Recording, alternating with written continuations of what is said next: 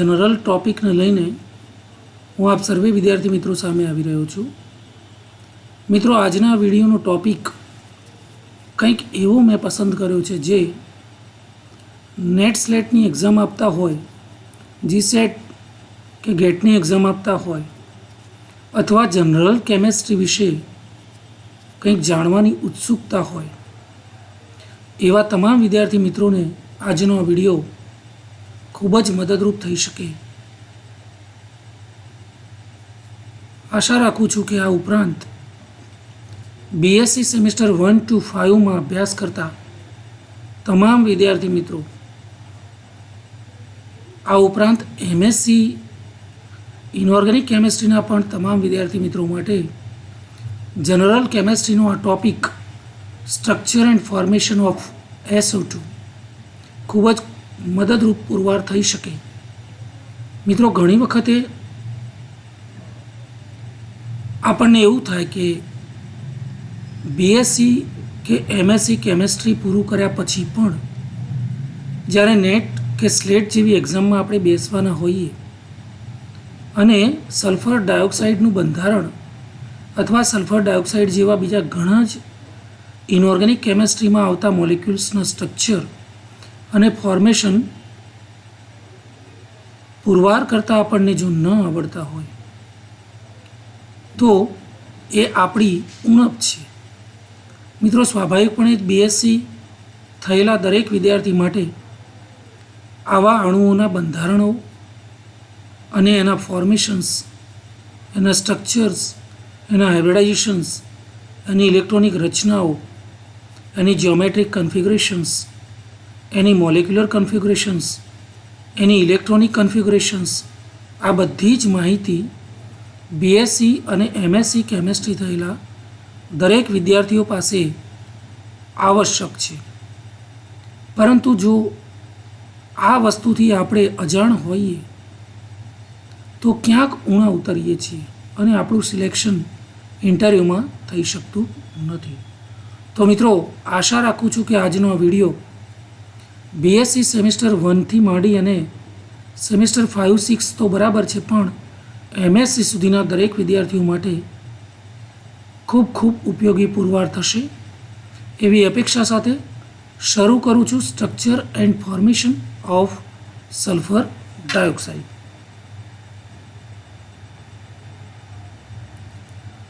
મિત્રો, structure and formation of SO2 આપ જોઈ શકો છો સ્ક્રીન ઉપર। SO2નું આ સંકૃત બંધારણ જે છે એ કેવી રીતે પ્રાપ્ત થયું છે અથવા કેવી રીતે ફોર્મ થયું છે તેની માહિતી આપણે આ વિડીયો દ્વારા જાણવાનો પ્રયત્ન કરીએ। તો structure and formation of SO2 મિત્રો, આપણે જાણીએ છીએ કે in sulphur dioxide the hybridisation that takes place, that is sp2 type। મિત્રો, આપ જાણો છો કે સલ્ફર ડાયોક્સાઇડમાં સેન્ટ્રલ એટમ સલ્ફર જેની આજુબાજુ 2 ઓક્સિજન પરમાણુઓ ગોઠવાયેલા છે, પરંતુ કેન્દ્રીય પરમાણુ સલ્ફર જે સલ્ફર ડાયોક્સાઇડ બનાવ્યા પહેલાં sp2 હાઇબ્રિડાઇઝ અનુભવે છે અને 3 sp3 સંકૃત કક્ષકો કેવી રીતે બનાવે છે। During the formation of SO2, central atom sulfur is bonded with 2 oxygen atoms and thus their structure can be represented as O double bond S double bond O। તો મિત્રો, આ પ્રકારે SO2ની કેન્દ્રમાં રહેલો સલ્ફર પરમાણુ sp2 સંકરણ અનુભવે છે અને કેવી રીતે SO2 બનાવે છે। As for the bonding, there is 1 sigma and 1 pi bond formed between sulfur and 2 oxygen atoms। અહીંયા જોઈ શકો છો, અહીં આ બાજુ S ડબલ બોન્ડ O છે અને આ બાજુ પણ S ડબલ બોન્ડ O છે। This is the stable structure of SO2. So the structure consists of 2 sigma bonds and 2 pi bonds। તો મિત્રો, અહીંયા કયા 2 સિગ્મા બંધો કોના દ્વારા બન્યા, કેવી રીતે બન્યા, અને કયા 2 પાઈ બંધો કોના દ્વારા અને કેવી રીતે બન્યા તેની સવિશેષ માહિતી જોવાનો આપણે થોડો પ્રયત્ન કરીએ. તો મિત્રો SO2 અણુમાં આપ જોઈ શકો છો સલ્ફર એક કેન્દ્રીય પરમાણુ છે અને એનું હાઇબ્રિડાઇઝેશન, એનું સ્ટ્રક્ચર પૂરવા કરવા માટે સ્વાભાવિકપણે જ આપણે કેન્દ્રીય પરમાણુની ઇલેક્ટ્રોનિક રચનાનો અભ્યાસ કરવો પડે. તો this is the ground state of sulphur. In its ground state it is having 1s2, 2s2, 3s2 and 3p4. અહીંયા જોઈ શકો છો મિત્રો, આઉટમોસ્ટ ઓર્બિટલમાં, આઉટમોસ્ટ વેલેન્સ શેલમાં એની પાસે 3sમાં 2 ઇલેક્ટ્રોન છે, મતલબ ઇલેક્ટ્રોન યુગ્મ છે. 3psમાં એક ઇલેક્ટ્રોન યુગ્મ છે.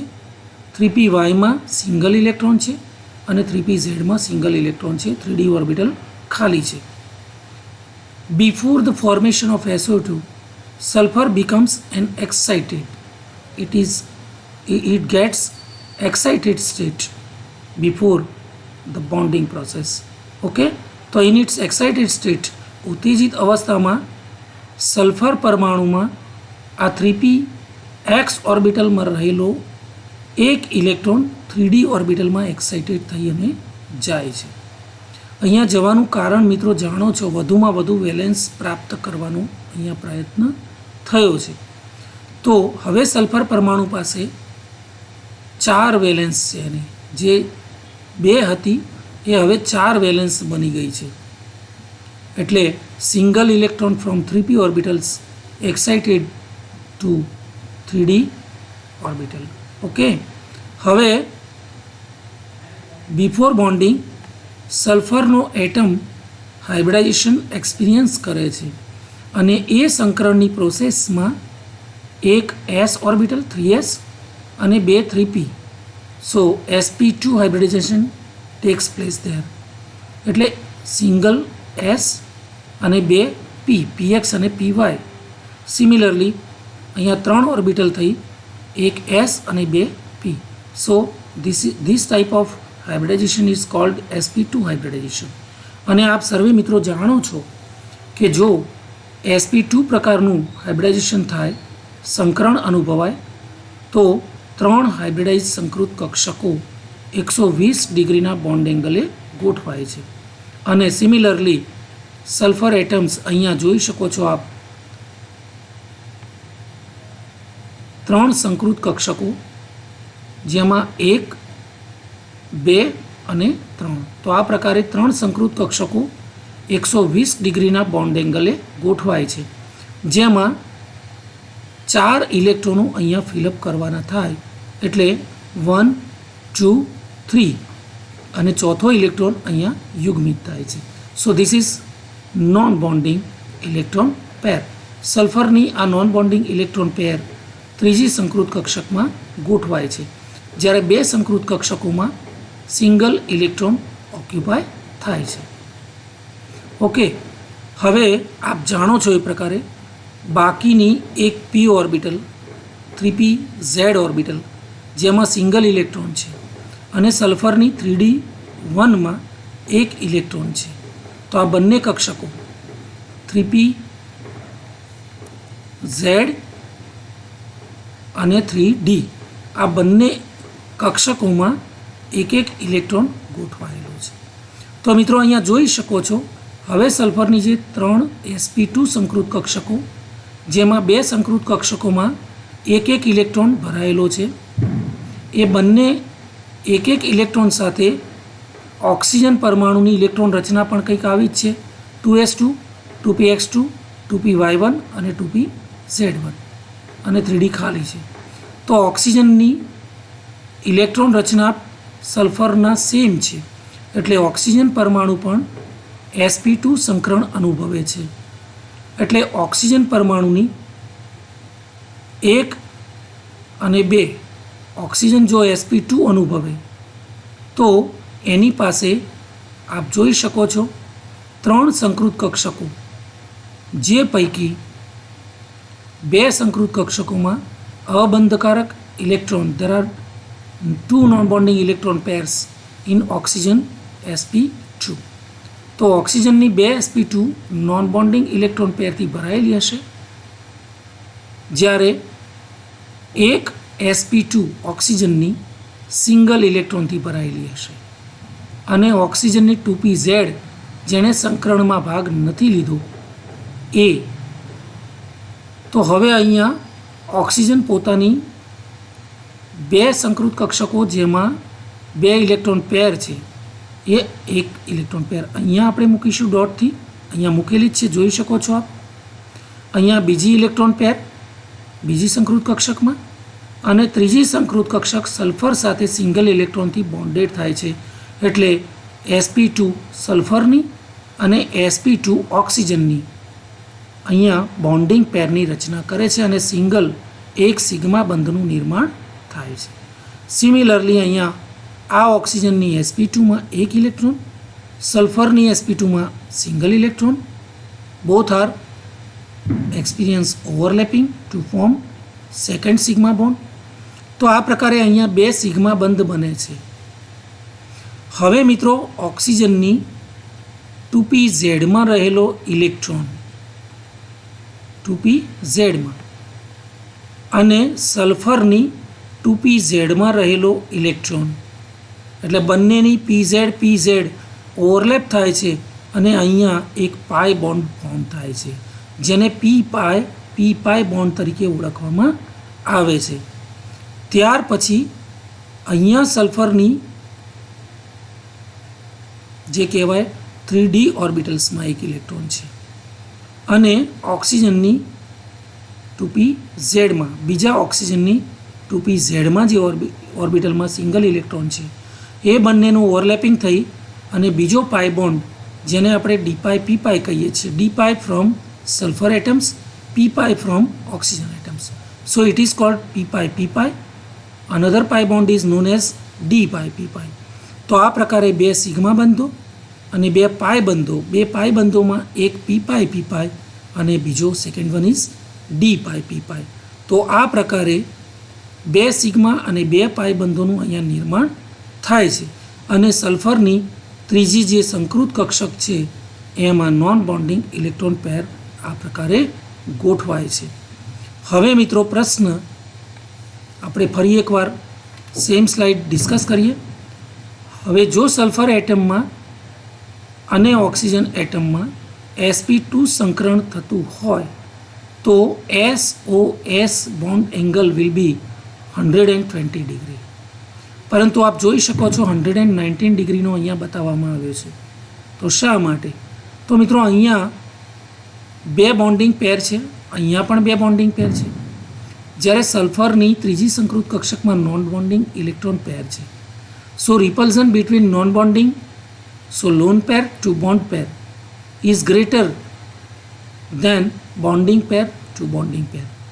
ઓકે, કારણ કે અહીંયા બીજી લોન પેર નથી, સલ્ફરની એકમાત્ર લોન પેર છે જેનું અપાકર્ષણ રિપલ્ઝન થાય છે lone pair to bond pair. અહીંયા પણ lone pair to bond pair. So આ બોન્ડ જે છે it becomes shorter than 120 and it will be finally stable up to 119 degree. તો આ પ્રકારે 120નો બોન્ડ થોડો શોર્ટર બને છે, ટૂંકો બને છે અને 119 ડિગ્રી અને 5 કળાએ એ સ્ટેબલ બને છે, જેની બોન્ડ લેન્થ 1.431 એંગસ્ટ્રોમ જેટલી હોય છે. તો મિત્રો આ પ્રકારે સલ્ફર ડાયોક્સાઇડનું નિર્માણ થાય છે. હવે થોડાક એના મોલેક્યુલર ઓર્બિટલ્સમાં આપણે નજર કરીએ તો આ પ્રકારે સલ્ફરની 3, 1, 2 અને 3, these 3 are the hybridized sp2 orbitals of sulfur. These 3 are from oxygen અને આ 3 for another oxygen atom. તો અહીંયા ઓક્સિજનની single sp2 will be bonded with this sp2 from sulfur to form sigma bond. This sp2 from oxygen will be overlap with the sp2 orbitals of this sulfur to form second sigma bond. Right? So this is sigma bond, this is also sigma bond. So there are two sigma bonds between SO. Now 2pz orbitals from this oxygen will be overlapped with 2pz of sulfur to form p pi bond, and this d pi orbital from sulfur will be overlapped with this pz orbital of oxygen to form d pi p pi bond to form second pi bond. તો આ પ્રકારે અહીંયા જોઈ શકો છો મિત્રો, આ molecular orbital diagrams of SO2 અહીંયા મેં બતાવવાનો પ્રયત્ન કર્યો છે.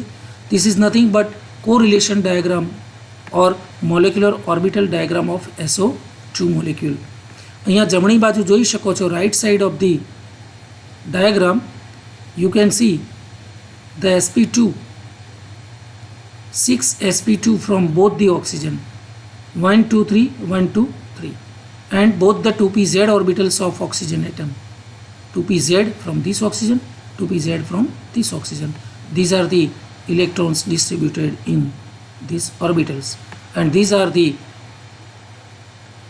atomic orbitals of sulfur atom, right?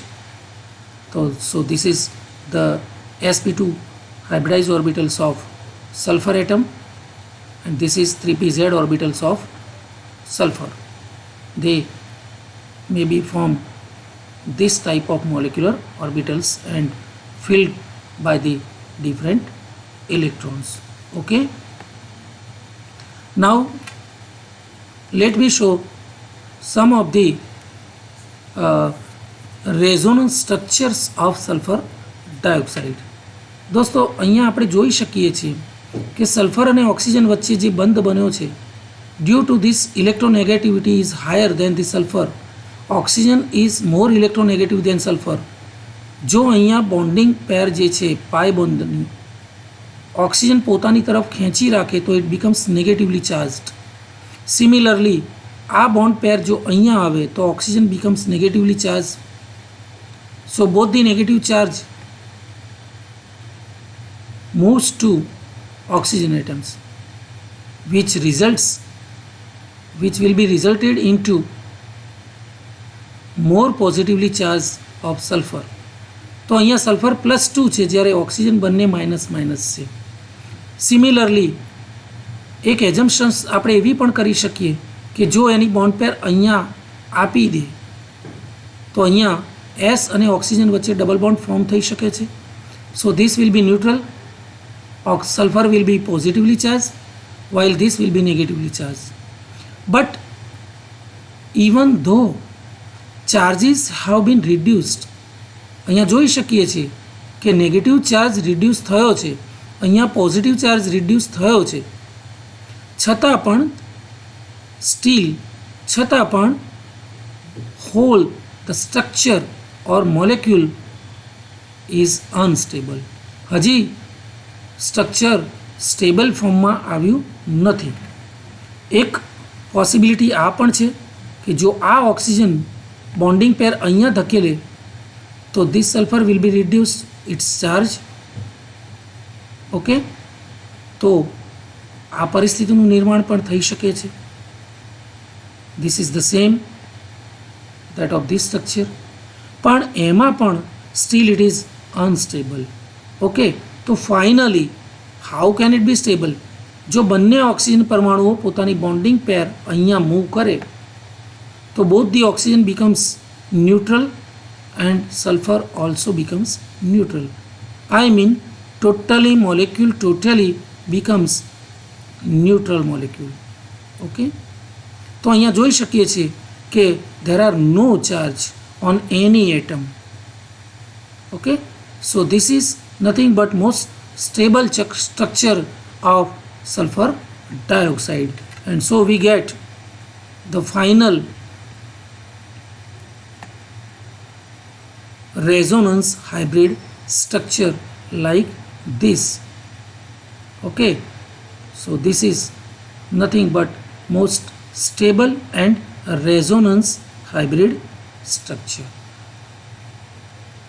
તો ડિયર ફ્રેન્ડ્સ, વધુમાં વધુ સરળ ભાષામાં મેં આપ સર્વે મિત્રો સમક્ષ સલ્ફર ડાયોક્સાઇડનું structure and the formation of SO2 સમજાવવાનો પૂરેપૂરો પ્રયત્ન કર્યો છે. આશા રાખું છું મિત્રો નેટ એક્ઝામ, સ્લેટ એક્ઝામ કે ગેટની એક્ઝામ અથવા BSc sem 1 2 MSc final year સુધી આ ટાઈપના સ્ટ્રક્ચર્સના વિડીયો વોચ કરતા રહેશો તો આપ સર્વે મિત્રોને જનરલ કેમેસ્ટ્રીના ટોપિક્સમાં વધુ અને ઊંડાણપૂર્વક સમજ કેળવાતી જશે અને કોમ્પિટિશન અથવા કોમ્પિટિટિવ એક્ઝામમાં આપ સર્વે મિત્રો અથવા ઇન્ટરવ્યૂમાં પરફોર્મ કરતા હોય ત્યારે પણ આપ સર્વે મિત્રોને આવા વિડીયોઝમાં બતાવેલી માહિતી ખૂબ મદદરૂપ પુરવાર થઈ શકે એમ છે અને આપનું કેરિયર આપ વધુને વધુ બ્રાઇટ બનાવી શકો એમ છો. તો આશા રાખું છું મિત્રો આપ સર્વે મિત્રોને આજનો આ વિડીયો અને આ વિડીયોમાં આપ સર્વે મિત્રોને પ્રોવાઈડ થયેલી તમામ માહિતી ખૂબ જ જ્ઞાનસભર બનાવે અને ખૂબ જ ઉપયોગી પુરવાર થાય એવી અપેક્ષા સાથે એ પણ આશા રાખું છું કે વધુમાં વધુ વિડીયોને લાઈક કરો, શેર કરો અને સબસ્ક્રાઈબ કરવા પણ પૂરેપૂરો પ્રયત્ન કરશો એવી અપેક્ષા સાથે ધન્યવાદ.